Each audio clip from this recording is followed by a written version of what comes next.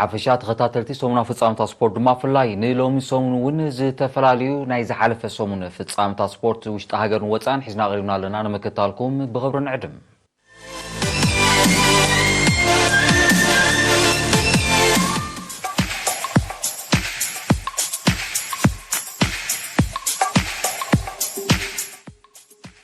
بفدرشن قردن بشكلتا زوبا مأكل توديبو نسلسة مدرخات كقصل صنحة وددر شامبيون زوبا مأكل ماونتين بايكن يوزدا كورسون قدام 26 حدار اب اكسبو كبابي حمشاي مدبر بوليس بزكايدو وددر تزازيمو بمجمريا وددرهم كاب زكايدو تقدادمت كل عدم 10 تقدادمت يوم ترخيبهم استرخبوا وصيد دما تقدادم دايمون سلمون كاب تصبيت نزنبره 35 كيلومتر وددر قدام يكونوا كعوتلون كله داويت غويتوم غزابان داشام أمان سالينا يافي دانيال بولكي نائب سامي الجزابان داتا مسجن أسمرهم تثبيت كابكال أكسب شادشاني مدرخ عوتا مزجيبهم أبسلست مدرخ زمزجوبو بهول النت بس تعوتوا تقدادم تكأ قدام يافي دانيال بولكي بعصر تختنت بكال أي دايمون سلمون تثبيت بعصر تحدى سالسا شام أمان سالينا بتشعتنت ببولكم عوتات شامبيون كلتشان عسران كلتن كوينهم بجانتا دما جانتا سالينا بعسران كلتن نت بتعواتت شامبيون كلتشان عسران كلتن أبيلام كأسئلهم وددرهم كابزا كايدو تقدادم تكل عد عصر تحمشان عصر شديشان 110 شعتن تقدادمت 4 كيلومتر مشفانا مسرع ترخيبهم نيرم تقدادما إرمياس عوباي تثبيت إيوبيد إفريم كاب حداش غانتا ناصنت نايب موسى غودايف برختال أزارناتنا مدهاني زرئي تثبيت نهم بينيام سالينا تمراريحهم كساب شارشي بمعوات ناي مدرخ نتبقى مزجيبهم بهلو نت بستعوت تقدادمت خا قداما إرمياس عوباي تثبيت بعصر تخلصنت بي قال أي نايب موسى غودايف بعصر تحدث هالساي مدهاني زرئي تثبيت بتشعت عوتات شامبيون كلتشان عسران كلتن كوينهم وددرهم فاسيمهم امناي غانتا خا غانتا تثبيت ب27 نطب تعواتت شامبيون كل عد مع 10 شديشان كلتشان عسران كلتن كتكون كيلام قصيلن كاب استودادرات تقدادمت دق انستي ماونتين بايك نيران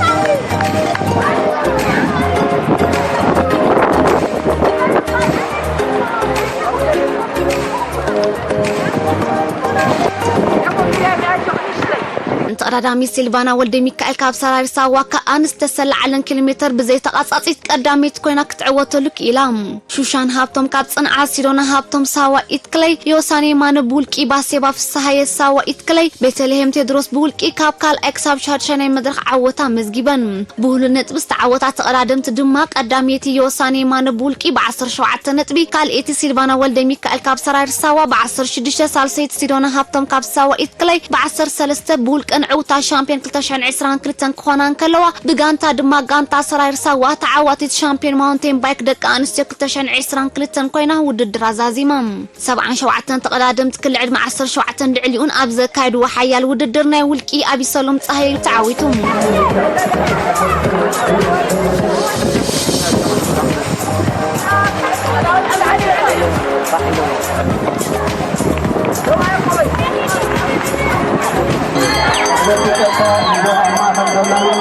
إيفن إزر دانيال باشاول سادور إساس بولكي سيم إيوب سالينا ميكائيل ولد قابر بولكي موائل جيلا جزابان دا كاب كال إكساب شارشي بمعوات نايساساي مدرخنت بكمزقبون قلو بهولو النت بستعوتو تقدادمت كاك قدامي سيم إيوب سالينا بعصر تخطنت بي كال أي سيم نصر أبولكي بعصر تحدث ساساينهم إفريم ناتنا بتشعته بولكم عوتا شامبيون ماونتين باي كل عد مع 10 شوعتن العليون كخونون قلو بغانتا دما غانتا غودايف شامبيون كوينام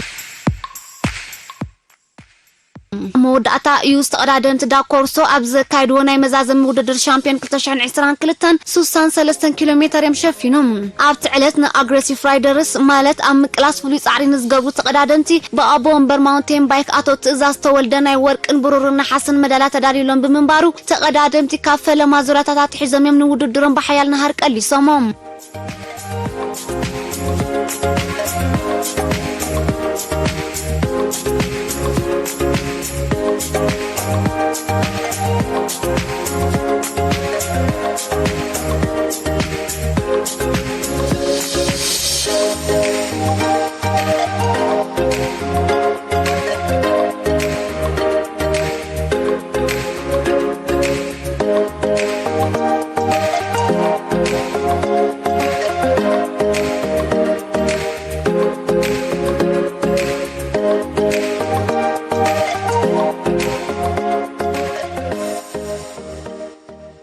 አትመሳጥ ውድድር ዝተራእየሉ ጸወታን በአር ተቀዳዳማይ ኬቨን ተክለማርያም ካብ ጋንታ ጽንዓት ንውድድሩ በሓደ 52 ብዝኾነ ግዜ ቀዳማይ ኮይኑ ክዕወትን ከሎ ካልኣይ ዳንኤል መሓሪ ብውልቂ ሳልሳይ ኤልማዳ መንግስት ኣብ ጎዳይፍ ራብዓይ ሳይሞን ጴጥሮስ ናትና ሓምሻይ ኣኽሊሉ አብርሃ ሻድሻይ ቤትኤል ሽሻይ ክልቲኦም ብውልቂ ናይ መድረኽ ዓወት ዘመዝገቡ ተቀዳደምቲ ክኾኑ ከለው ኣብቲ ዕለት አግሬሲቭ ራይደር ኮይኖም ጸወታ ህይወት ዘሪኦም ዝወዓሉ ተቀዳደምቲ ናሆም ኪዳነ ቢንያም ተኸለ መድሃኒት ተኽሉ ካብ ወርቂ ብሩር ነሓስ መዳልያ ካብ ሓላፊ ውድድርን ስነ ስርዓትን ማውንቴን ባይክ ዞባ ማእከል ሽልማቶም ተዓዲሎም ብሓፈሻ ብሁሉል ነጥቢ ዕውታ ሻምፒዮን 2022 ዝኾኑ ተቀዳደምቲ ድማ ቀዳማይ ኬቨን ተክለማርያም ጽንዓት ብ25 ነጥቢ ካልኣይ ኤልማዳ መንግስት ኣብ ጎዳይፍ ብ21 ነጥቢ ሳልሳይ ዳንኤል መሓር ብውልቂ ብ20 ነጥቢ ክኾኑ ከለው ብጋንታ ካብ ጎዳይፍ ዘውዲ 2022 ደፊኦም ኣብዚ ናይ ሎማ ዓመት ሻምፒዮን ዳኮርሶ ፍርያት ጋንታ ጽንዓት ዝኾነ ተቀዳዳማይ ኬቨን ተክለማርያም ካብ ማውንቴን ባይክ ናብ ዳኮርሶ ብምስጋር ኣብ በኽሪ ስታፊኡ ኣብ ቀዳማይ መድረኽ ሳልሳይ ኣብ ካልኣይ መድረኽ ሓምሻይ ኣብ ሳልሳይ መድረኽ ቀዳማይ ኮይኑ ብምዕዋት 25 ነጥቢ ብምምዝጋብ ሻምፒዮን 2022 ኮይኑ ውድድሩ ብምዝዛም ካብ ተዓዘብትና ኣዳኣ ትሪፍሎም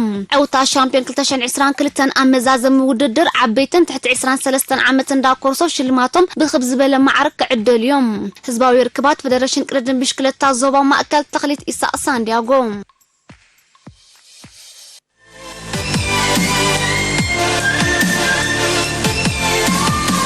ምምሕዳርኑ ዞባ በሪኽ ምስ ኣካላት ጨንፈር ሚኒስትሪ ትምህርትን መሻርክትን ብምትሕባር ንጥፈታት ኣትሌቲክስ ናይቲ ንኡስ ዞባ ብምብርባር ተማሃሮ ተመክሮታት ክለዋወጡ ብቐንዱ ድማ ኣትሌቲክስ ክለብ ናይቲ ንኡስ ዞባ ንምስራትን ዝዓለመ ውድድራት ኣትሌቲክስ ካብ ዕለት 19 ክሳብ 20 ሕዳር 2022 ኣብ ሜዳ ስፖርት ጻዕዳ ክርስቲያን ኣካይዱ ኣብቲ ዕለት ኣብ ዝተኻየደ ውድድር ዝተፈላለዩ ርሕቀት ውፅኢት ድማ ከም ዝስዕብ እዩ ኣብ 100 ሜትሮ ደቂ ኣንስትዮ ቀዳሚት ደሊና ነጽራው ካብ ቤት ትምህርቲ ካልኣይ ደረጃ ጻዕዳ ክርስቲያን ካልእቲ ዮሳን ሙልጌታ ካብ ማእከላይ ደረጃ ቤት ትምህርቲ ደቂ ተሽም ሳሰይ ድማ ሊድያ ይብራህ ካብ ማእከላይን ካልኣይ ደረጃ ቤት ትምህርቲ ተኽለ ዓገባ ኣብ 100 ሜትሮ ደቂ ተባዕትዮ ቀዳማይ ሴማ አብርሃም ካብ ቤት ትምህርቲ ካልኣይ ደረጃ ጻዕዳ ክርስቲያን ካልኣይ ናሆም ኣሕፈሮም ካብ ቤት ትምህርቲ ማእከላይ ደረጃ ዓዲ ገብሩ ሳልሳይ ድማ ኤቨን ጽጉ ካብ ቤት ትምህርቲ ካልኣይ ደረጃ ጻዕዳ ክርስቲያን ኣብ 200 ሜትሮ ደቂ ኣንስትዮ ቀዳሚት ሄርሜላ ገዛይ ካብ ቤት ትምህርቲ ካልኣይ ደረጃ ጻዕዳ ክርስቲያን ካልእቲ ያኔት ያዕቆብ ካብ ቤት ትምህርቲ ካልኣይ ደረጃ ጻዕዳ ክርስቲያን ሳሰይ ድማ አርሴማ ሰምረ ካብ ማእከላይ ደረጃ ቤት ትምህርቲ ጻዕዳ አምባ ኣብ 200 ሜትሮ ደቂ ተባዕትዮ ቀዳማይ ማኑኤል ተስፎን ካብ ቤት ትምህርቲ ካልኣይ ደረጃ ጻዕዳ ክርስቲያን ካልኣይ ቃላብ መንግስታው ካብ ቤት ትምህርቲ ካልኣይ ደረጃ ጻዕዳ ክርስቲያን ሳልሳይ ፊሊሞን ዮናስ ካብ ማእከላይን ካልኣይን ደረጃ ቤት ትምህርቲ ተኽለ ዓገባ ኣብ 400 ሜትሮ ደቂ ኣንስትዮ ቀዳሚት ቤቴል መብራቱ ካብ ማእከላይ ደረጃ ቤት ትምህርቲ ደቂ ተሽም ካልእቲ የሩሳሌም ደስታለ ካብ ቤት ትምህርቲ ካልኣይ ደረጃ ጻዕዳ ክርስቲያን ሳልሰይቲ ባና ጎይቶን ካብ ማእከላይን ካልኣይን ደረጃ ቤት ትምህርቲ ተኽለ ዓገባ ኣብ 400 ሜትሮ ደቂ ተባዕትዮ ቀዳማይ ሴም ዝራይ ካብ ቤት ትምህርቲ ካልኣይ ደረጃ ጻዕዳ ክርስቲያን ካልኣይ ሴም ሙሴ ካብ ቤት ትምህርቲ ካልኣይ ደረጃ ጻዕዳ ክርስቲያን ሳልሳይ ያፌ ተስፋርም ካብ ማእከላይ ደረጃ ቤት ትምህርቲ ዓዲ ገብሩ ኣብ 800 ሜትሮ ደቂ ኣንስትዮ ቀዳሚት ሚሌኒየም ሰሎሞን ካብ ቤት ትምህርቲ ካልኣይ ደረጃ ጻዕዳ ክርስቲያን ካልእቲ ዮሳን ብርሃነ ካብ ቤት ትምህርቲ ካልኣይ ደረጃ ጻዕዳ ክርስቲያን ሳልሰይቲ ቤቴል ሰሎሞን ካብ ማእከላይን ካልኣይን ደረጃ ቤት ትምህርቲ ሚና በዘራይ ኣብ 800 ሜትሮ ደቂ ተባዕትዮ ቀዳማይ ጽንዓት መብራቱ ካብ ካልኣይ ደረጃ ቤት ትምህርቲ ጻዕዳ ክርስቲያን ካልኣይ ቴዎድሮስ ግርማይ ካብ ማእከላይ ካልኣይ ደረጃ ቤት ትምህርቲ ተኽለ ዓገባ ሳልሳይ ሮቤል መኮንን ካብ ቤት ትምህርቲ ካልኣይ ደረጃ ጻዕዳ ክርስቲያን ኣብ 1000 ሜትሮ ቀዳሚቲ ፊዮሩ ጸጋይ ካብ ካልኣይ ደረጃ ቤት ትምህርቲ ጻዕዳ ክርስቲያን ካልእቲ ራሄል ሓጎስ ካብ ቤት ትምህርቲ ካልኣይ ደረጃ ጻዕዳ ክርስቲያን ሳልሰይቲ ኤደን ምስግና ካብ ማእከላይን ካልኣይን ደረጃ ቤት ትምህርቲ ሚና በዘራይ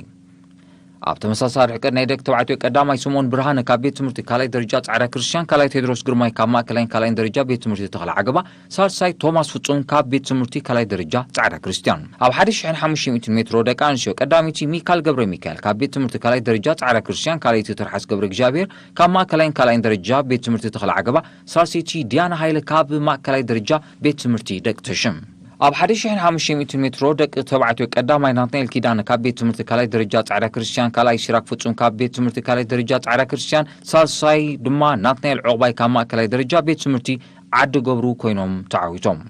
ኣብ መዛዘም ናይቲ መደብ ኮሚቴ ወለዳ ኣብ ዘስምዕዎ ቃል እቲ ንኡስ ዞባ ንከም በዓል ተኽለ ማርያም መድሕን ኣብራር ዑስማን ማኑኤል መሰል ኣሮን ክፍለ የማነ ሃይለ ስላሴ ወይኒ ቀላቲ ወዘተ ዝኣመሰሉ ዓበይቲ ኦሎምፒካውያን አትሌታት ዘፍረዩ ምዃኑ ብምዝኻር አትሌቲክስ ንምብርባር ዝተወስደ ተበግሶና መስገኑ ካብኦም ዝሕተት ከማሉ ቁሩባት ምዃኑ ገሊጾም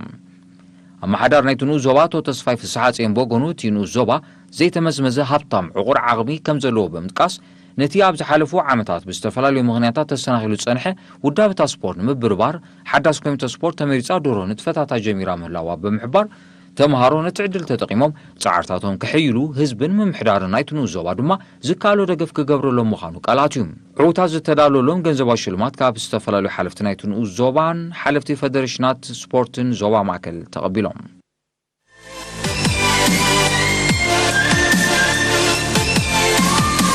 سبورتاوي وددرات ጨንፈር ሚኒስትሪ ትምህርቲ ንኡዞባ ደቡባዊ ምዕራብ ጀሚሩ ስፖርታዊ ንጥፈታት ኣብያተ ትምህርቲ ንኡዞባ ደቡባዊ ምዕራብ ዝሓለፈ ቀዳመ ሰንበት ኣብ መንጎ 10 መባእታን 5 ማእከላይ ደረጃን ብውድድራት ኩዕሶ እግርን ኩዕሶ መርበብን ፈሊሙ ዝተረኸበ ውጽኢት ነዚ ይመስል ኣብ ኩዕሶ እግሪ ደቂ ኣንስትዮ መባእታ ዕድመ 10-11 ቤት ትምህርቲ ዓዲ ኣቤቶን ቤት ትምህርቲ ሕዌት ሓደ ባዶ ቤት ትምህርቲ ዓዲ ሶግዶን ቤት ትምህርቲ ሰንበል 3 በሓደ ቤት ትምህርቲ ቤት ምኻእን ቤት ትምህርቲ ፈለገ 4 ባዶ ክዕወታለን እንከለዋ ቤት ትምህርቲ ደብረ ሰላም ቤት ትምህርቲ ቅሳነት ባዶ ተፋላለን ኣብ ተመሳሳሊ ዕድመ ደቂ ተባዕትዮ ድማ ቤት ትምህርቲ ፈለገን ቤት ትምህርቲ ሰሎሞን ሓደ ባዶ ቤት ትምህርቲ ዳህላክን ቤት ትምህርቲ ዓዲ ኣቤቶ 3 ባዶ ቤት ትምህርቲ ዓዲ ሶግዶን ቤት ትምህርቲ ሕዌት 3 በሓደ ቤት ትምህርቲ ቤት ምኻእን ቤት ትምህርቲ ደብረ ሰላም 3 በሓደ ረቲዕነን ኣብ ውድድራት ኩዕሶ እግሪ ማእከላይ ደረጃ ደቂ ኣንስትዮ ዕድመ 12-13 ቤት ትምህርቲ ሓድነት ንቤት ትምህርቲ ሰንበል ከምኡ ድማ ቤት ትምህርቲ ዓዲ ኣቤቶን ቤት ትምህርቲ ናጽነት ብተመሳሳሊ ውጽኢት 2 ባዶ ከረቲዕን እንከለዋ ኣብ ናይ ደቂ ተባዕትዮ ድማ ቤት ትምህርቲ ሰንበል ንቤት ትምህርቲ ፈለገ 4 ባዶ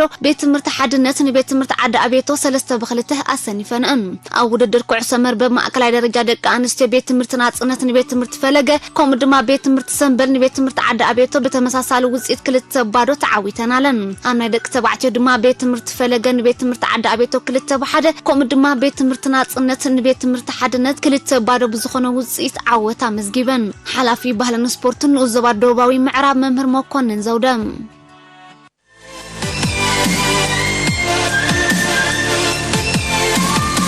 ካብ ክልተ ጥቅምቲ ጀሚሩ ነተኸታተልቲ 8 ሰናብቲ ክካየድ ዝቕነ ሻምፒዮን ማውንቴን ቢሽክሌታ ንዞባ ሃይኮታ ብ20 ሕዳር ብዝተገብረ ናይ መወዳእታ ናይ ከተማ ውድድር ተዛዚሙ ኣብ መዛዘም ናይቲ ሻምፒዮን ኣብ ተገብረ 50 ኪሎ ሜትር ሽፍን ውድድር ኣቐዲሙ ብዝወሃለሉ ነጥቢ መሪሕነቱ ረጋጊጹ ዝኣተወ ተቐዳዳማይ ሰሎሞን ተኬ ብሕማም ምኽንያት ውድድሩ ከቋርጹ እንከሎ ዝተረፉ ተቐዳድምቲ ኣብ ዝገብሮ ህልኽ ዝመልኦ ውድድር ተቐዳዳማይ ዩኤል ኣድሓኖም ዝበዝሑ ተቐዳድምቲ ዙርያ ብምድራብ ናይቲ መዓልቲ ዕወት ክኸውን ኣዶናይ ኤርምያስን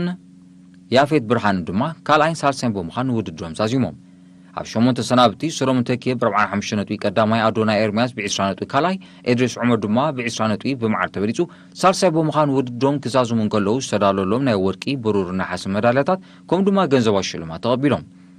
ብዘይካዚ ኣብቲ ክካየድ ዝቐነየ ሻምፒዮን ማውንቴን ቢሽክሌታን በሰዓቐ ብምዃን ዝተዓወተ ተቐዳዳማይ ሰሎሞን ተኬ ወርቂ መዳልያ ተሸሊሞም 20 ኪሎ ሜትር ሸፈነ ውድድር ካብ ዘካየዳ ደቂ ኣንስትዮ ሳንዋይት ወልዱ ብ30 ነጥቢ ቀዳሚት ብምዃን ወርቂ መዳልያ 1000 ናቕፋን ክትዓትርን ከላ ኢንትሳም ዓብደላን ዲቦራ ወረደን ብቐደም ተኸተል 21 ከምኡ ድማ 19 ነጥቢ ብምሁላል ካልኢትን ሳልሰይትን ብምዃን ናይ ብሩር መዳልያ 700 ናቕፋን ናሓስ መዳልያ 500 ናቕፋን ሽልማት ተቐቢለን ዕውታት ዝተዳለወሎም ናይ መዳልያታትን ገንዘብን ሽልማት ካብ ኢድ ኣመሓዳሪኑ ዞባ ሃይኮታ ኣቶ ሸኸዲን ሳልሕን ካልኦት ሓለፍትን ተቐቢሎም ክብል ወኪል ኤሪና ናይቲ ንኡዞባ ሓቢሩ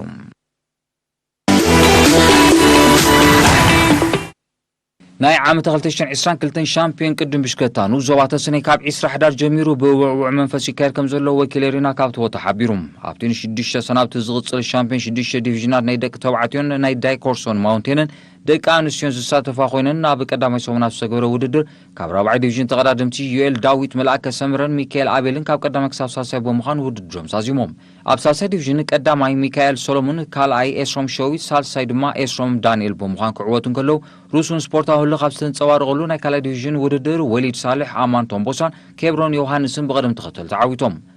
ኣብ ቀዳማይ ዲቪዥን ደቂ ተባዕትዮ ዮሃንስ ተኸሰ ቀዳማይ ያፌት መብራቱ ድማ ካልኣይ ብምዃን ንውድድሮም ዛዚሞም ኣብ መንጎ ደቂ ኣንስትዮ ናይ ዳይኮርሶ ተቐዳድምቲ ኣብ ዝተኻየደ ውድድር ድማ ሳብሪን ሱሌማን ቀዳሚት ኮይና ክትዕወት እንከላ ኣብ ተመሳሳሊ ፆታ ናይ ማውንቴን ቢሽክሌታ ተቐዳድምቲ ፈሪሓ ዓብደላ ቀዳሚቲ ትምኒት ዓንደ ብርሃን ካልእቲ ሳሮን መሓሪ ሳልሲት ኮይነን ንውድድረን ከም ዛዘማ ወኪል ኤሪና ሓቢሩ ب31 ጥቅምቲ ፈሊሙ ንኽልቲ ፆታታት ኣካቲቱ ንክልተ ሰናብቲ ክካየድ ዝቐነየ ሻምፒዮን ኩዕሶ መርበብ ንዞባ ቁድረት ብውዕውዕ ስፖርታዊ መንፈስ ተዛዚሞም ኣብቲ 4 ጋንታታት ናይ ደቂ ተባዕትዮን 2 ጋንታታት ናይ ደቂ ኣንስትዮ ዝተሳተፉ ቅነ ኩለን ጋንታታት ንሓድሕደን ድሕሪ ዘካየደ ውድድራት ኣብ መወዳእታ ካብ ናይ ደቂ ተባዕትዮ 15 ነጥቢ ዘዋህለለት ጋንታ ዓወት ቀዳሚቲ ዕውት ብምዃን ዋንጫን 2500 ኣፋን ክሽለም ከላ ጋንታ ቢሻ ድማ ብ11 ነጥቢ ካልእቲ ኮይና 2000 ኣፋ ተሸሊማ ኣብ ናይ ደቂ ኣንስትዮ ጋንታ ጽንዓት ብ26 ነጥቢ ቀዳመይቲ ብምዃን ዋንጫን 1500 ኣፋ ክሽለም ከላ ጋንታ መትከል ድማ ብ25 ነጥቢ ካልእቲ ኮይና ብምዕዋት ተሸላሚት 1000 ኣፋ ከም ዝኾነት ወኪሌሪና ካብቶ ተሓቢሩ ኣብ መዛዘም ናይ ተኸካድ ዝቐነየ ሻምፒዮን ኩዕሶ መርበብ ኣብ ወንበር ፌደሬሽን ኩዕሶ መርበብ ንዞባ ቁርደት ኣቶ ሙሳ ሳልሕ ኣብ ዘመሓላለፎ መልእኽቲ እቲ ዝተኻየደ ሻምፒዮን ውዕውዕ ስፖርታዊ መንፈስን ብቕዓት ተወዳደርትን ዝተንጸባርቑ እኳ እንተኾነ ዋሕደ ተሳተፍቲ ጋንታታት ቆላሕታ ዘድልዮ ጉዳይ ምዃኑ ብምጥቃስ ነቲ ሽግር ምፍታሕ ውህድ ጻዕሪ ክካየድ ኣተሓሳሲቦም ኣብ ዞባ ድገ ውድዳት ኩዕሶ እግሪ መርበብ ኣትሌቲክስ ቅድም ኣግማል ዘጠቓለለ ስፖርታዊ ንጥፈታት ክካየድ ድሕሪ ምቕናይ ሓለፍቲ ኣብያተ ጽሕፈት ነበርቲ ድገ ስፖርታውያንን ኣዘዝቲ ሰራዊትን ኣፍቀርቲ ስፖርትን ኣብ ዝተረኸብሉ ናይ መዛዘም ኣጋጣሚ ኣብ ምምሕዳር ከባቢ ሓሻኪቶ ብውዕውዕ መንፈስ ተዛዚሞም ኣብ ውድዳት ኩዕሶ እግሪ ዝተሳተፋ ጋንታታት ምምሕዳር ከባቢ ሓሻኪቶ ተክረረት ዓዲ ኢብራሂም ኣፊምቦልን ኬሩን ኮይኖም ኣብ መንጎ ሓሙሽቲኦም ጋንታታት ኣብ ዝተኻየደ ውድድር ቀዳሚት ጋንታ ሓሻኪቶ 2 ኩዕሶን 3000 ኣፋን ክሽለም ከላ ጋንታታት ተክረረትን ኬሩን ድማ ካልኣይን ሳልሳይን ደረጃ ብምሓዝ ተሸለምቲ 2 ኩዓሳሱ ከም ድማ 2500 ከምኡውን 2000 ኣፋን ተሸሊመን ኩዕሶ መርበብ ኣብ መንጎ ጋንታታት ሓሙሽቲ ምምሕዳር ከባቢታት ኣብ ዝተኻየደ ውድድር ቀዳሚት ጋንታ ሓሻኪቶ ዓባይ ዋንጫ 2500 ኣፋም ኩዕሶ መርበብ ኣብ መንጎ ጋንታታት ሓሙሽቲ ምምሕዳር ከባቢታት ኣብ ዝተኻየደ ውድድር ቀዳሚት ጋንታ ሓሻኪቶ ዓባይ ዋንጫን 2500 ኣፋ ካልእቲ ጋንታ ዓዲ ኢብራሂም 2 ኩዕሶን 1500 ኣፋ ሳልሲት ድማ ጋንታ ኣፊምቦል 2 ኩዕሶን 1000 ኣፋን ተሸለምቲ ብምዃን ውድድርን ፈጺመን ኣትሌቲክስ ናይ 100 ሜትሮ ደቂ ተባዕትዮ ኣብ ዝተኻየደ ውድድር ናስር ኣልኣሚን ካብ ሓሻኪቶ ፍናን ሚካኤል ካብ ኬሩ ኢብራሂም ዓሊ ካብ ተክረረት ሰለስቲኦም ተወዳደርቲ ካብ ቀዳማይ ክሳብ ሳልሳይ ደረጃ ብምሓዝ ዕውታት ናይቲ መድረኽ ክኾኑ ከለዉ ኣብ ናይ 200 ሜትሮ ኣብ ዝተኻየደ ውድድራት ድማ ቀዳማይ ፍናን ሚካኤል ካብ ኬሩ ካልኣይ ኣድም ሳልሕ ካብ ሓሻኪቶ ሳልሳይ ኢብራሂም ዓሊ ካብ ተክረረት ዕውታት ኮይኖም ኣብ ናይ 400 ሜትሮ ኣብ ዝተኻየደ ውድድር ፍናን ሚካኤል ካብ ኬሩ ኣልኣሚን መሐመድ ካብ ተክረረት ናስር ኣልኣሚን ካብ ሓሻኪቶ ሰለስቲኦም ተወዳደርቲ ካብ ቀዳማይ ክሳብ ሳልሳይ ብምዃን ክዕወቱን ከለዉ ኣብ ናይ 800 ሜትሮ መሐመድ ዓሊ ቀዳማይ ክኸውን ከሎ ዓሊ ሳልሕን ሓመድ መሐመድን ድማ ክልቲኦም ካብ ሓሻኪቶ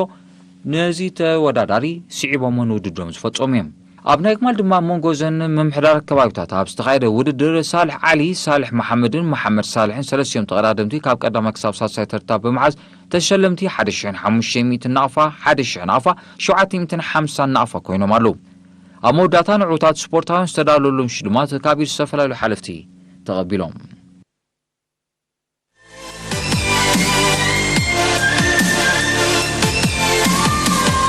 ብዒስራ ሕዳር 2022 ኣብ ክልል ዕድመ 8-9 ከምኡውን 12-13 ተሓቒፎም ስልጡኑ ዘለዉ ህፃናት ከተማታት መንደፈራን ድባርዋን ዘሳተፈ ምሕዝነታዊ ፀወታ ኩዕሶ እግሪ ኣብ ስታዲየም ኣስመራ ተኻይዱ ኣብቲ በማይ ዝቑፀሩ ህፃናት መንደፈራን ስድራቤታት ስፖርትን ዝተኸታተሎ ብባህላዊ መደብ ማሚቑ ዝተኸፍተ ምሕዝነታዊ ፀወታ ኣብ ክልል ዕድመ 8-9 ጋንታ ግራስሩት መንደፈራን ጋንታ ግራስሩት ድባርዋ 2-1 ክስዕራን ከላ ኣብ ክልል ዕድመ 12-13 ድማ ድባርዋን መንደፈራን ማዕረ 1-1 ተፈላለየን ነቲ ዝተኻየደ ምሕዝነታዊ ፀወታ ኣመልኪቶም ኣሰልጠንቲ ግራስሩት ድባርዋ መንእሰይ ሙሴ ስብሃቱን ኣሰልጣን ግራስሩት መንደፈራ መንእሰይ ሰሎሞን ኣሰፋን ኣብ ዝሃቦ ርእይቶ እቲ ብተበግሶ ስድራ ቤት እቶም ቆልዑ ምትሕባር ቤት ጽሕፈት ባህልን ስፖርትን ዞባ ደቡብን ዝተኻየደ ምሕዝነታዊ ፀወታ ተመክሮ ኣብ ምልዋጥ በቲ ሓደ ደረጃ ስልጠና ግራስሩት ኣብ ምምዛን ድማ በቲ ካልእ ዘይነዓቕ ኣበርክቶ ከም ዝነበሮ ብምጥቃስ ኣብ ስልጠና ዝርከቡ ህፃናት ምትሕባርን ምድጋፍን ኣካላት ስፖርት ከይፍለዮም ኣዘኻኺሮም ኣብቲ ፀወታ ዝተሳተፉ ሰልጠንቲ ብወገኖም ንዝተፈጥረሎም ናይ ስልጠና ባይታ ብምስጋን ንዝያዳ ዕብየት ፌደሬሽን ኩዕሶ እግሪ ክልቲአን ከተማታት ናይ ስፖርት ዕጥቃ ሓገዝ ክገብረሎም ተላብዮም ካብ ስድራ ቤት ናይቶም ኣብ ስልጠና ዝርከቡ ህፃናት ኣቶ በየነ ኣብርሃ ኣብ ዝሃቦ ርእይቶ ደቆም ካብ ብንሽቶም ብስፖርት ተመልሚሎም ንኽዓብዩ ንፅዑሩ ዘለዉ ኣሰልጠንቲ ብምስጋን ወለዲ ዘድሊ ድጋፍ ብምርካት ኣስተዋፅኦ ክገብሩ ዘኻኺሩ ኣብ ንዞባታት ድባርዋን መንደፈራን ኣብ ዝወሃብ ዘሎ ናይ ግራስሩት ስልጠናታት ኣስታት 450 ህፃናት ይሳተፉ ከም ዘለዉ ዝፍለጥ ኮይኑ ኣብ ደቂ ኣንስትዮ እውን ተመሳሳሊ ስጉምቲ ክውሰድ በዚ ኣጋጣሚ ዝንዘኻኽር ክብሉ እቶም ወሃብቲ ርእይቶ ገሊፆም ዝኸበርኩም ተዓዘብቲ ንሎሚ ሰሙን ዝተዳለወ ሰሙናዊ ፍጻመታት ስፖርት ኣብዚ ፍጸም ስለምክታልኩም ኣዝና ነመስግን ምስ ኩላቶም ኣባላት ስቱድዮ ብሓባር ብምዃን ንሰናብተኩም ዝመዘለ ሰሙን ይኮኖም ምርኻብና ክሳብ ሽዑ ግን